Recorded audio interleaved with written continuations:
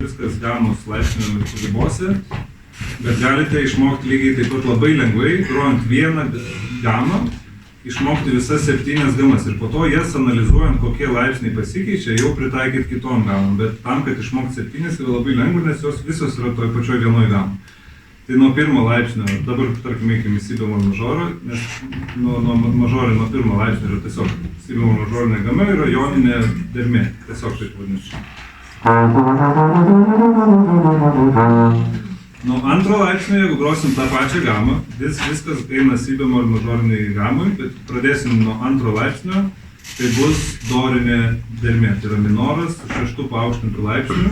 Tai skamba dabar gal šiek tiek sudėtingai, bet kadangi grojam viską si bemol gamai, mums nereikia galvoti apie natas, nes vien tik si bemol mažorinės. Bet pati dermė skamba šiek tiek kitaip, nes jūs matot, kad nuo do natos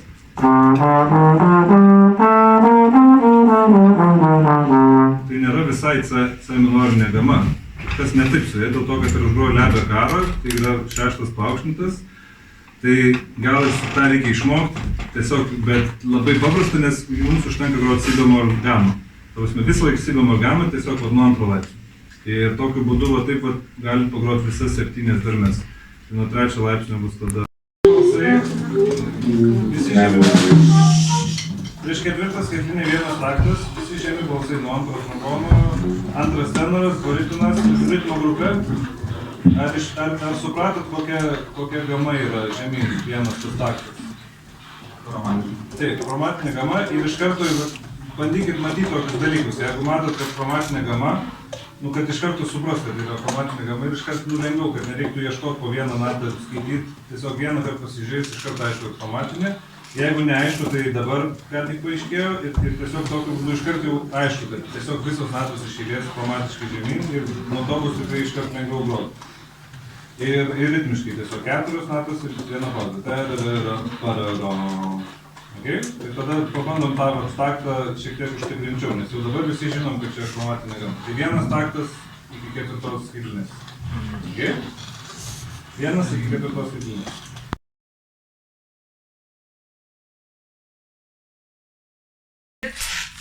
Patų melodijų ir ritmą galbūt. Čia aišku, bandymo būtų tikriausiai. Geriausia bandymų būdų, bet šiaip tai siūlau labai daug prisidaryti, jeigu visai nėra automatiškai neįsinchronizuoja, tai pavyzdžiui tiesiog susikurt paimtus lapą ir susirašyti ritmą, pavyzdžiui. Tiesiog random. 2 aštuntinės, 8 pauzė, vėl 8, ta.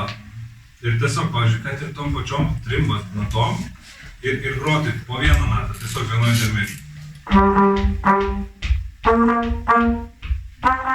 Čia toks jau visiškai primitus, bet tada palaukit. Jis tuo pačiu gali ritmu groti 3 skirtingas natas.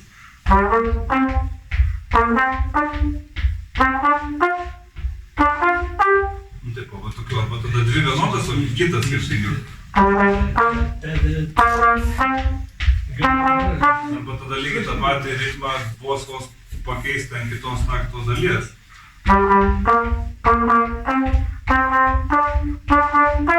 Taip, o kažkaip jie tiesiog jau vartyti būtų ant kitos.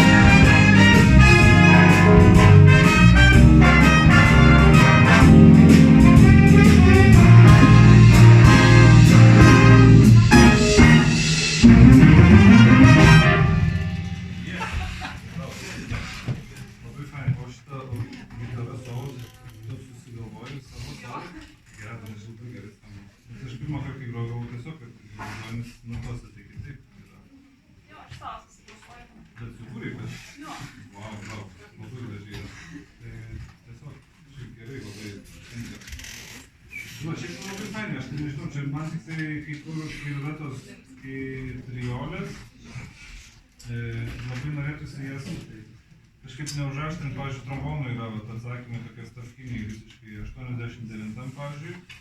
Tai kur nėra akcento, pabandykit kuo labiau tenutą tokį, kad nebūtų ta, nes čia toks Swingas tas toksai shuffle, tik kad nebūtų toks kampuotas, tai nebūtų ta, viens, ta, toks viens, toks ne visos natos ilgos, išskyrus tą paskutinę akcentuotą. Ir kuo taip lengviau, ir tuo pačiu ir aktyviai, bet tai nebūtų ta, toks labai atskiras. Kiek įmanoma labiau sujungti.